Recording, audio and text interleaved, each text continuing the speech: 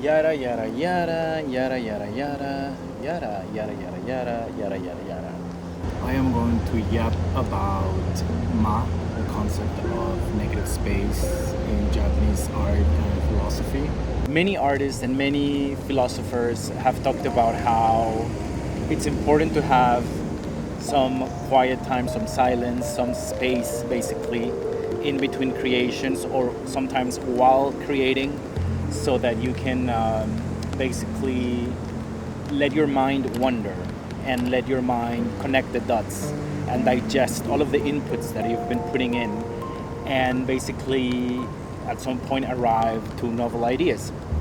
But if you keep filling your mind with more research and ideas and concepts and input, all kinds of input, then it's really hard to come up with the space to organize all of that.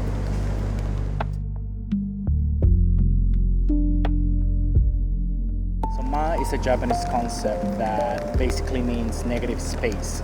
And it means different things in different arts. In visual media, for example, it means the negative space. The negative space in a composition that gives it harmony and balance. In music, it, for example, means the silence between the notes. And I think this is also a philosophical concept, right? You can always take it and apply it to your own life and to your own creative practice.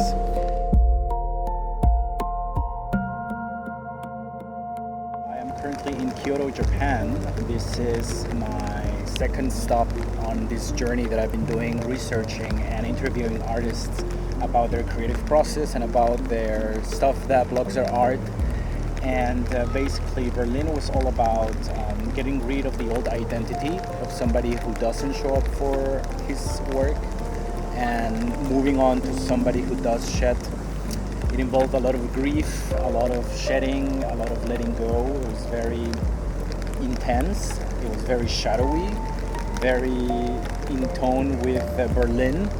And now as spring has come and it's very rainy today, but usually it's pretty beautiful here in Kyoto. Now it's all about rebirth. And the Kyoto chapter, as soon as I got here, I understood that the first thing that I was gonna learn is about the concept of ma. And I think that this is what Kyoto is teaching me right now.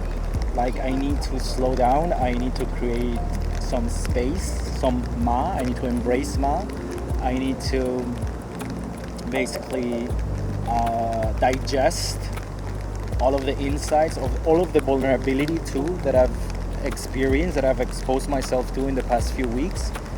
Because this is all like very real, the body reacts to actual accumulation of activation and energy. So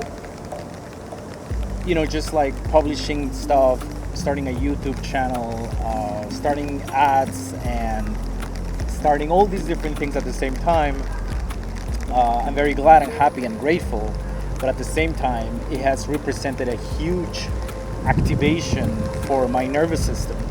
So I have been humbled and I have realized that I need to slow down sometimes despite my best intentions. And I think that this is what Kyoto is here to teach me. It can be hard, especially if you're like me and you struggle with a creative block for such a long time, to all of a sudden be like, okay, I need to chill now. If you were frozen like me, that feels like you're regressing, that feels like you're wasting time, that feels like you're back to where you started, which can be quite scary, to be honest. But the more you do show up for your art, the more you develop trust in yourself, and the more I think you're going to be able to allow yourself these moments of emptiness, these moments of quiet, and that in turn will translate into much better art.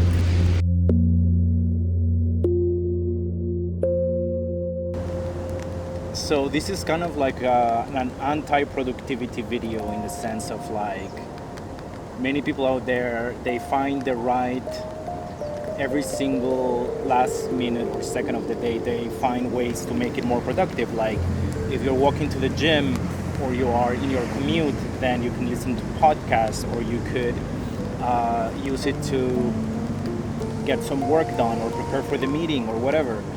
And that certainly buys you more time during the day, but it also robs you from just the in-between, this idea of the gap. That, for example, when I go to the gym, if I leave my phone at home, not even like take it to the gym and put it in the locker, but like just completely leave it at home, that gives me like the extra time where I walk to the gym with no phone, and then I'm just like forced to just look around and see who's like walking on the street, and then I notice little things, I notice little stores, little shops, and that alone has made me feel like more calm and good empty in a way.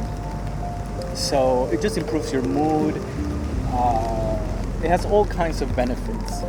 Having a dedicated time of the day to think about my art, for example, in the middle of my busyness, has resulted in me coming up with the spine for a creative project that is going to be my next film.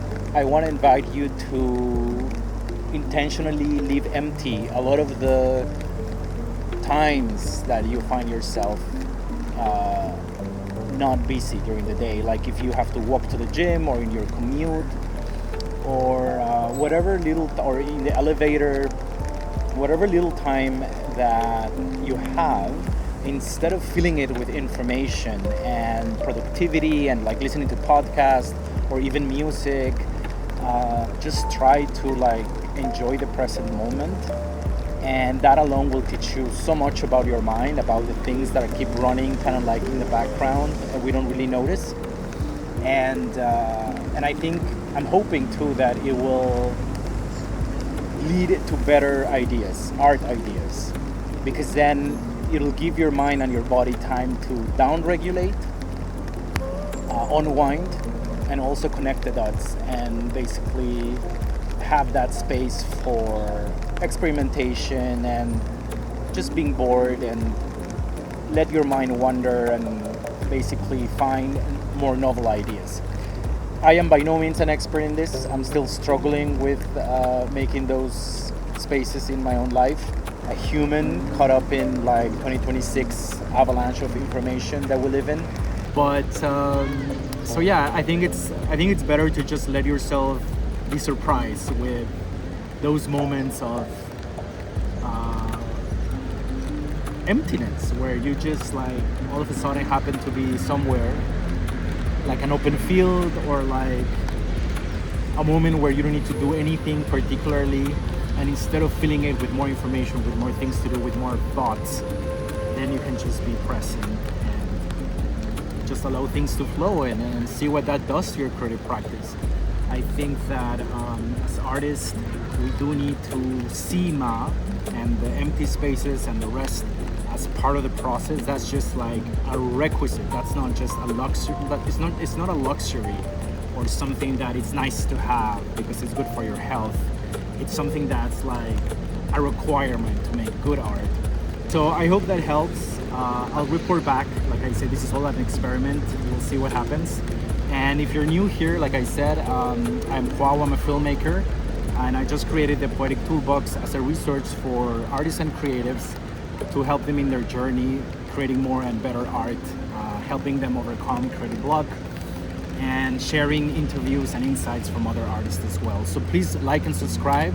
I also have a free PDF about the freeze monster, which is basically the freeze response that happens when we're too scared to act. And it's completely free. You can download it in the link in the description. And then basically here I'm going to be sharing a lot more patterns and creative monsters as I uncover them. I've already discovered a few more, so I'll be sharing those in the coming days. But yeah, so excited to keep sharing what I find, and I encourage you to share whatever it's on your mind. If you're struggling with creating art, with creative block, you can send me a DM directly, or we can chat, see what I can share that it might be helpful for you. And in the meantime, thank you so much for watching. We'll see you in the next video.